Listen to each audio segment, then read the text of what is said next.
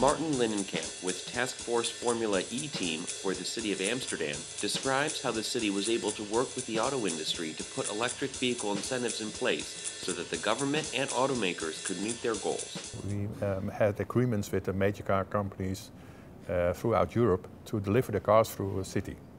And the agreement was quite simple. They would deliver the cars because 3 years ago there were hardly any available. And 2 years ago, also 2 years ago, there were hardly any cars available. And the other thing is we would implement charging stations. And we had a subsidy scheme on cars and free parking in the inner city. And if you want to have a parking permit in the city, you get it immediately if you buy yourself an electric car. If you buy yourself, for instance, a fossil fuel car, you have to wait for 5 years to get a parking permit. So those were the incentives. So subsidy scheme, free electricity, we provided charging stations in public spaces. And the other thing is get the automotive industry, the auto industry interested to deliver the cars through our city. And we were happy that it was a success because all major car factories were interested to work with us together on that project.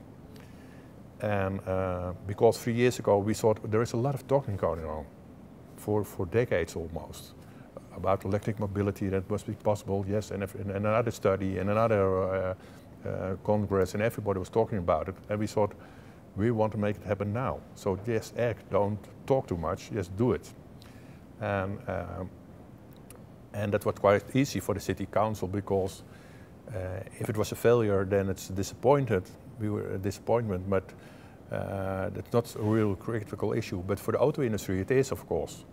If a Nissan delivers an electric car and it fails, then it's a risk for Nissan as an auto industry in itself.